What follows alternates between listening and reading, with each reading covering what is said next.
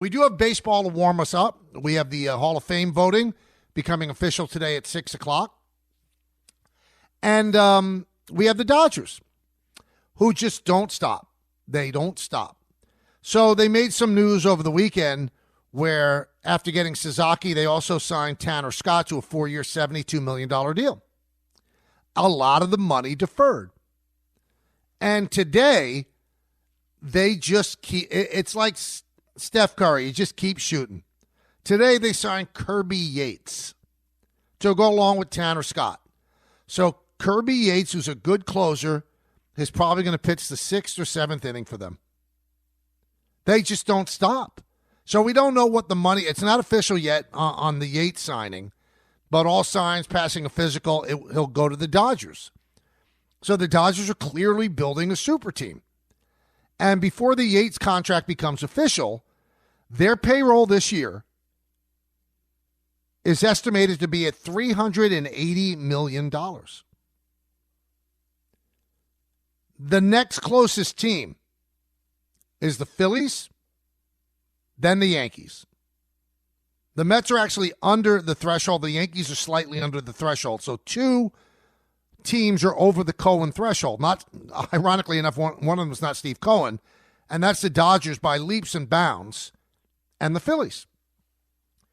And I've been getting a lot of hits on my timeline. It's outrageous. What can Major League Baseball do? And these are obviously from Yankee fans. It's terrible for the sport, blah, blah, blah. Well, there are many layers to this. And what I would say, and I said this on Friday as well, Yankee fans, they kind of got to like stand down just a little bit. Because you didn't mind when it was you.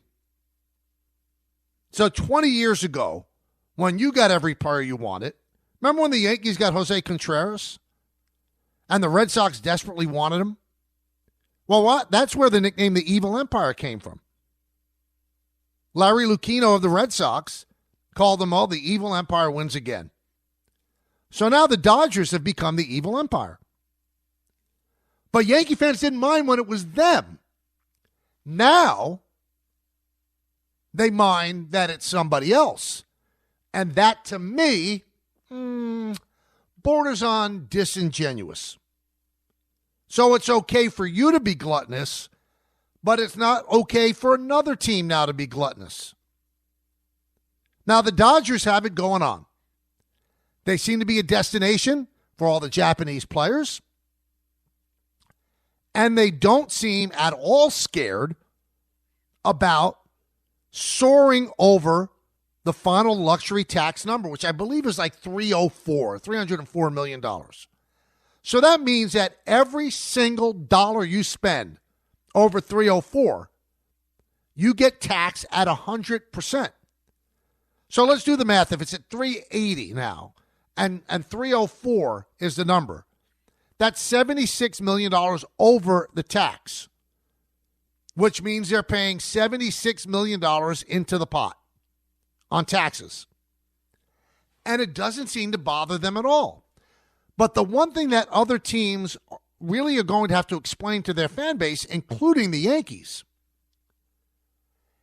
the Dodgers don't care about all of the penalties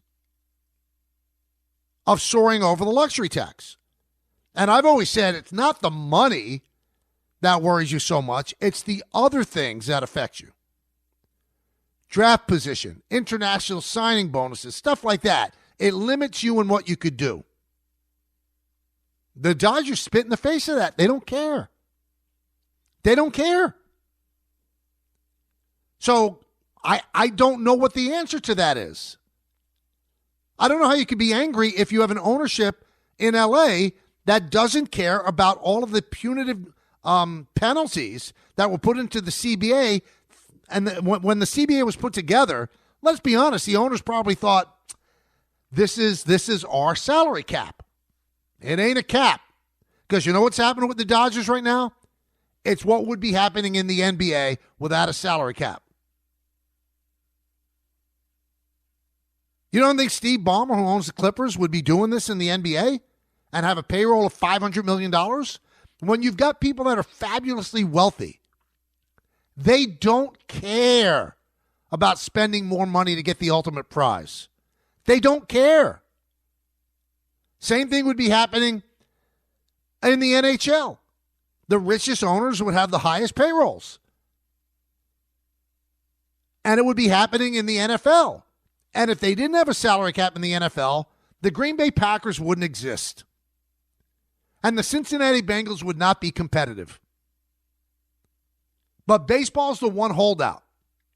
So I don't even say this in terms of, boy, if you're a Yankee or Met fan, you have to be upset. You know, Steve Brzezinski, who always listens to the show, said, well, should we overreact now if you're a Yankee fan and the Dodgers do? No. You have no right to overreact. What the Dodgers do does not impact you whatsoever at all. What you have to do is be the best team in the American League and get yourself into the World Series. And then I guarantee you that the worst team in baseball could beat the best team in baseball on a best of 7. It won't happen all the time, but it could happen. Baseball is not a physical sport where if you have the physical talent, you could just steamroll somebody. No. There are nuances to baseball. There just are. Remember, the Dodgers, who were the reigning world champions, almost lost to the Padres last year. They're down 2-1. So when you talk about the unfairness of the Dodgers, there's only one thing that borders on unfairness, is that the Japanese players seem to want to play for the Dodgers. The West Coast is much closer to the Far East than the East Coast on the United States. That's something you can't solve geography. You can't move your team to the West Coast. That's one thing the Red Sox, the Mets, the Yankees, they can't battle. And Ohtani has now turned out to be quite a draw for the Japanese players. They want to play with Ohtani. You can't battle that either.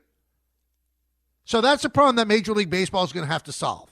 That's something I say is a legitimate thing to be worried about. You can't have the Dodgers getting all the greatest Japanese players. You just can't. So what's going to eventually solve that is some kind of international draft.